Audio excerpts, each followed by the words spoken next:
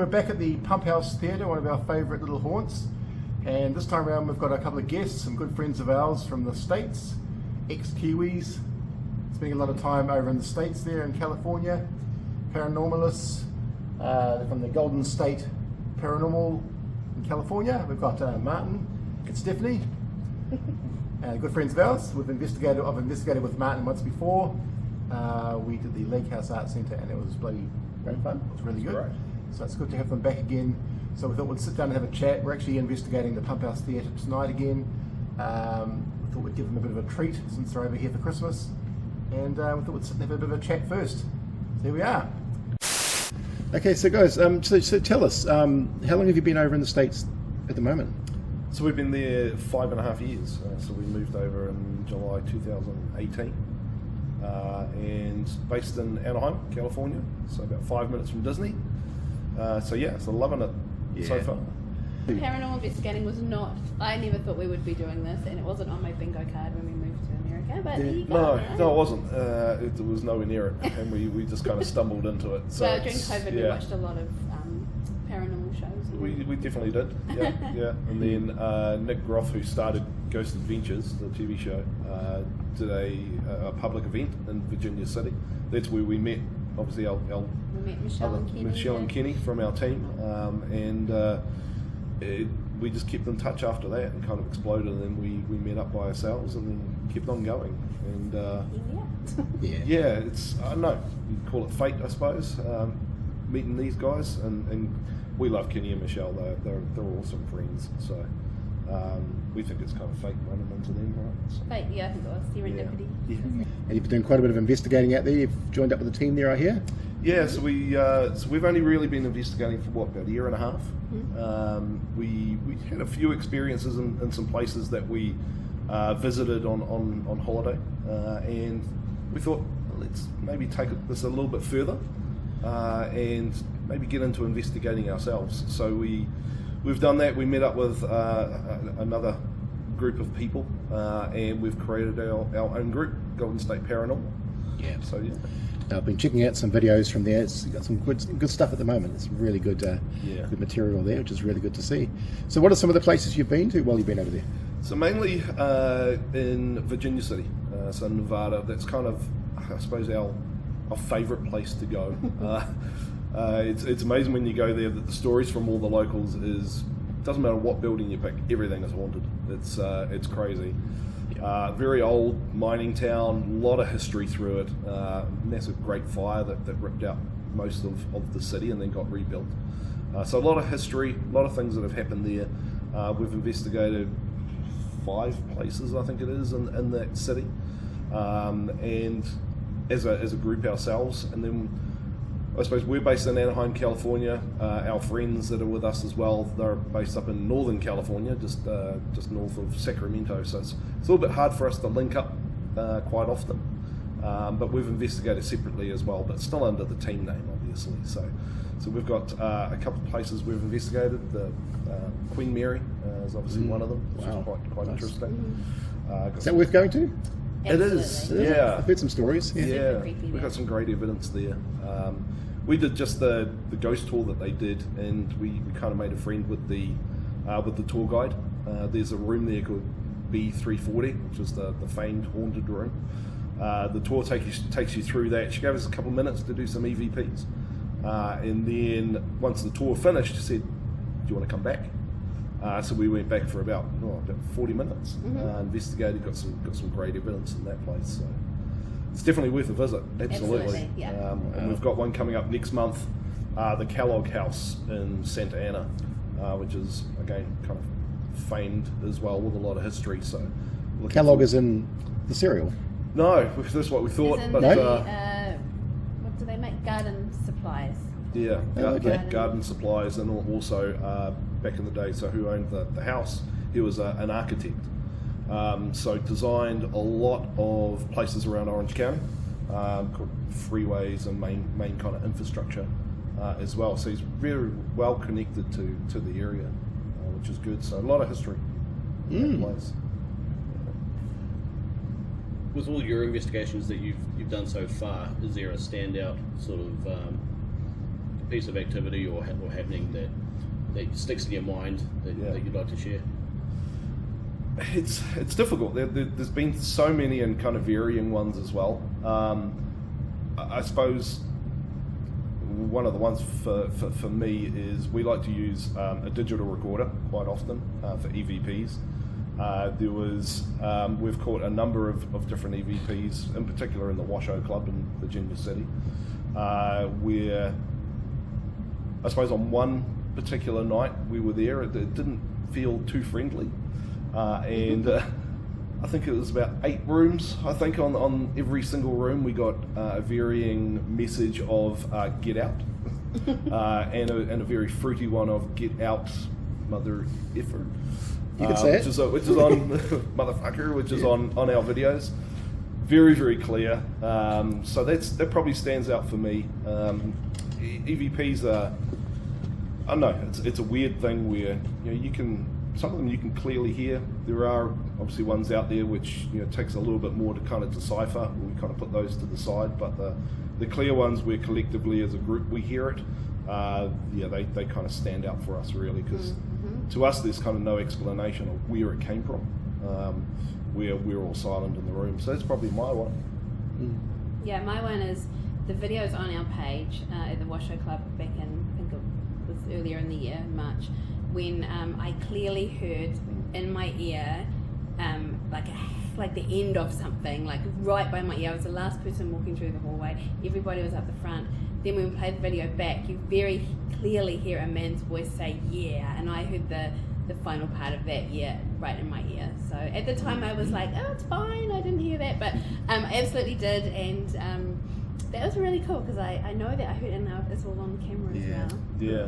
Nice. Yeah, we've had some very cool experiences. Yeah. And we have a really great group, and we all work together really well, and I think that kind of friendship and camaraderie that we bring really helps our investigations, because it's all been really positive, and we've had great experiences together. Yeah. I watched a couple of videos where I just sort of skimmed through a few just to sort of get a quick idea of something, when I found out you were in a team. Yeah. And it just seemed like a good bunch of relaxed, Great bunch. very relaxed sessions, which is good. Very, Yeah. and I think it's that how we all have a love for the paranormal, and we have built a great friendship really fast, and we really care about each other. So that night where we were told to get out, none of us were like, oh no, we want to stay. We're like, right, we're all going to go. Yeah. So that it feels like a very safe place, and I love investigating with our team. Yeah, absolutely. Myself and Sam have been here numerous times. You might remember us. We have a couple of friends here who have come all the way from America. We'll introduce ourselves. My name is Martyn. I'm Steph. It'd be great if you're able to come out and talk to us, communicate with you, find out about your story. If you've got a message for us, please come and join us.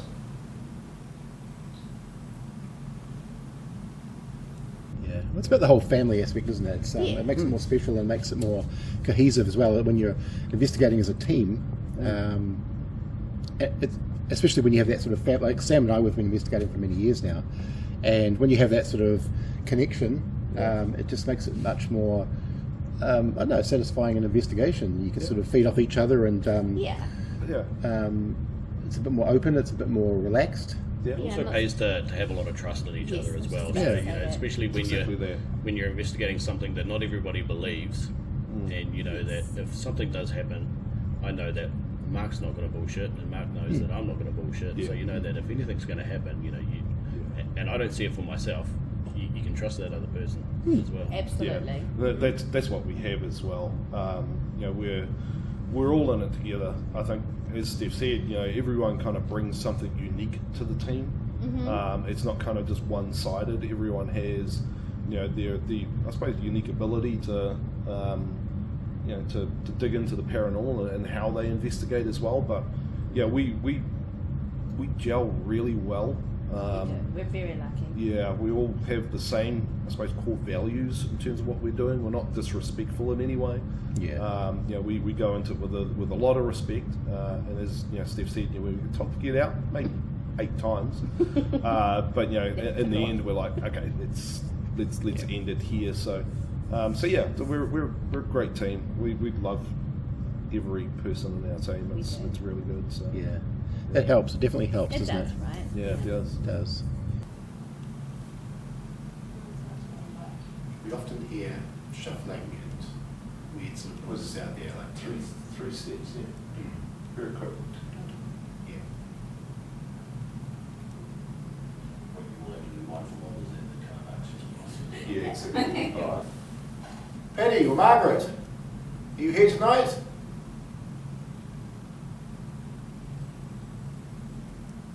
We've got a few toys here you might like to play with. Yeah, there was one other. There's been so many things that have happened. The one when we were in the second level in the washo, and I was doing EVP in the room. Everyone was just outside. I was looking down the hallway, and just next to it is a cupboard, and the windows are behind me. And I was doing EVP, and I basically not out the corner of my eye, but kind of halfway, to see the shadow figure move in the cupboard. And I'm like, okay. And in my head, I'm going, okay, is it something in the windows behind me? And then I'm like, hang on, I'm on the second floor and we're on a hill. There's nothing outside. Mm-hmm. And then asked, hey, did I just see you in the cupboard? And there was the response on there that said, yeah. I was like, okay, Wow, that's okay. pretty crazy. Yeah, it's pretty crazy stuff. So Yeah. Michael, are you here? Are you in the theatre, Michael?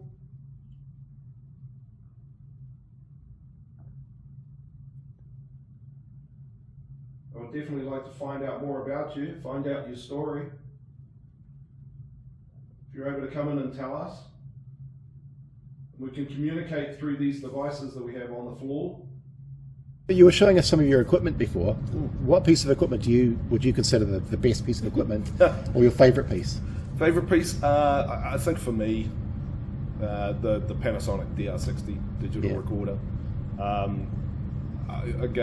like to debunk things, but it picks up direct responses to questions when we ask it, and there's no way that I can kind of debunk that at the moment.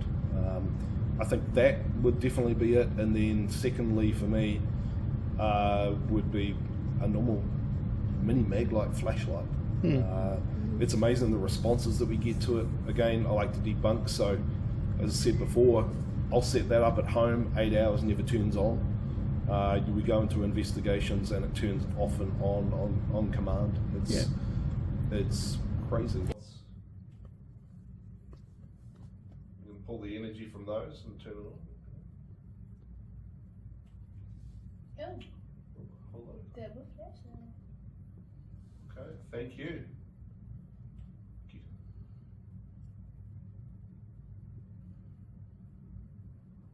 Can you turn that one off as well? They're too close together maybe. Thank you.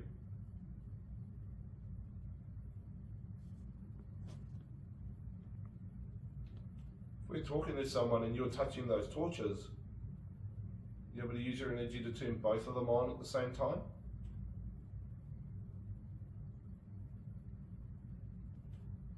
Well,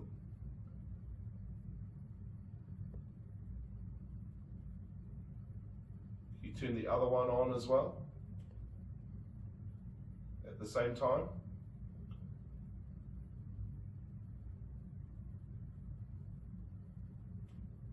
The one closest to me, can you turn it on? It's crazy. And it's all the places to investigate. The Queen Mary, Yeah. particularly, it was a really useful tool because I guess there's a lot of residual energy in the stairwells on those boats, right? Yeah. And we met some people that night who said paranormal, so it's all bullshit. And we were like, well, would you like to come with us and investigate? And by the end of the night, they both on board and they're coming with us to the Kellogg House Xmas investigation. So that was kind of cool. That was pretty cool, actually. Yeah. You could. It was quite funny. Like you could see the flashlight turning on and off. And when we finished, I picked it up and he said, "Can I have a look at that?" Handed it off to him. He took it apart, trying to look for a switch or something that was in there. And he was like, "It's just a flashlight." I said, "I know. You tell me how that happened."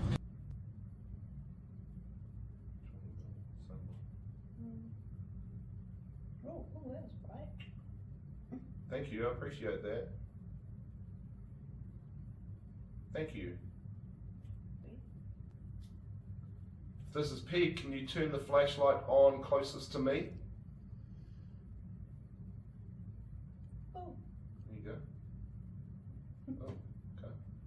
So it's it's great to kind of show other people as well. And now they've become good friends too. Yeah, we've made a lot of friends through this journey. Yeah, absolutely. I guess it's similar to our pop lights. We had some pop lights that we were experimenting with for a bit, and I've got a feeling it's the same sort of idea as the torch idea, where the lights were sort of being triggered off and on, and it was sort of bypassing that little push.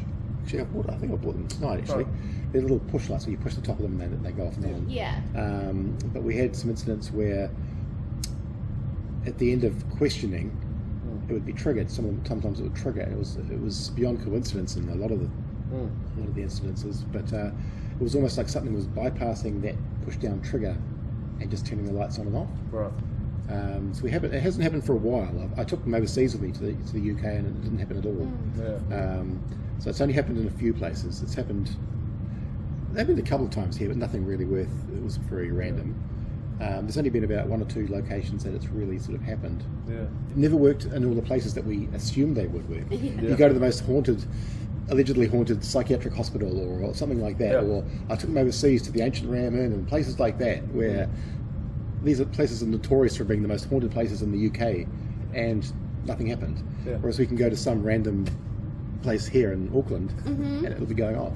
Yeah, it's interesting. Well, it was almost by accident when we figured out that, hey, something was happening here. Yeah. We were talking amongst ourselves, and the light just turned on by itself.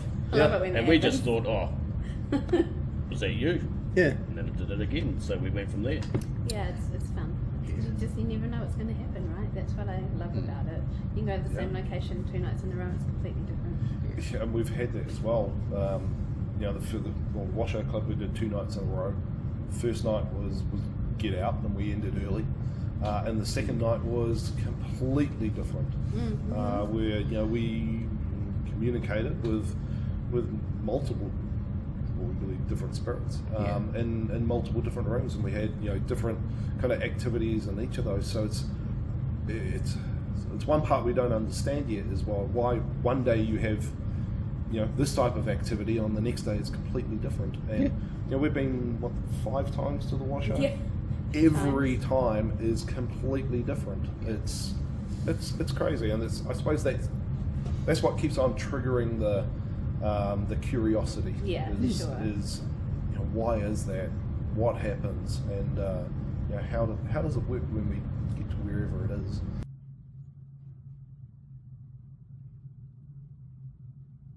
If you can see us, come and have a talk with us.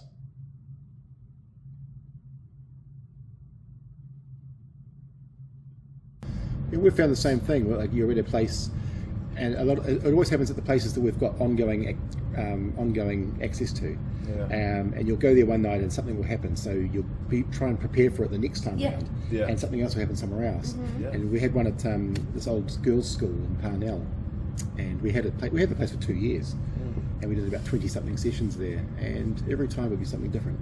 So you couldn't prepare for it. No, and you can't, right? You just got to be open to what's going to happen. Yeah. Exactly. But it makes it so fun. It is. Yeah. It is fun. I want to try something. We'll tell you what. Leave it off. And I'm going to count down from 3. And when I get to 1, it'd be great if you're able to turn that on for us when I say 1. So get ready. Get your energy ready. If you can turn it on in 3, 2, 1. You can turn it on.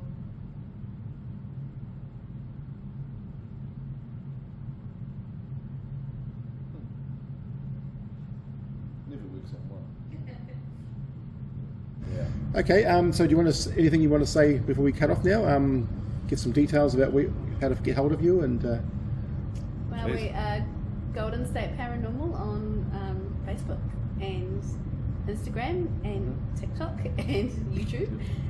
Every social media platform. We're on all the platforms right now, and next year we're going to put a lot more content on all of those and introduce our team a bit more about who's in it and do some bios and things and trying to build out our profile a bit more. Yeah. Exactly. That's good. It's looking good so far, anyway. It's looking good. Yeah, I think it's we're starting to, Yeah. get a rhythm for it. It is, yeah. I mean, we've got a lot of evidence that we've caught so far. It's coming down to timing to edit it all, and get it online. So we're, instead of big kind of clip of investigations, we're trying to cut it down a little bit more so people can just little preview kind of clips that people can easily kind of watch. And yeah, this year coming up, hopefully a ton more of investigations that we can get some evidence of and post those online as well. So we're just more doing it to share with people, not for anything else really. Yeah. So yeah, we're not the big YouTubers looking for You do it for your own enjoyment, Dave. Everything else. Absolutely, we do. Yeah, and I like to. It's a good place to keep the memories of it because we can go back in years to come and rewatch it. Exactly. Oh, YouTube's great for that. I mean, I'm forever going back to old videos and just reminiscing about the old days and looking at old videos from way back. And you see things that you'd forgotten all about. You go, oh, I remember that. And I can't believe Sam did that back then. And oh, wow, look at him. And oh my God. Crazy. Yeah. Did I really say that? And, I know. Oh, how we've grown. I know. Right, It's but- crazy. Thanks very much, guys, for that. Thank you. Yeah. We're going to get into some investigating now. We're going to check out the pump house, see if we can get some interaction with Peg or Michael Murphy, and then we'll see how we go. Thank you. Let's do it. Thanks.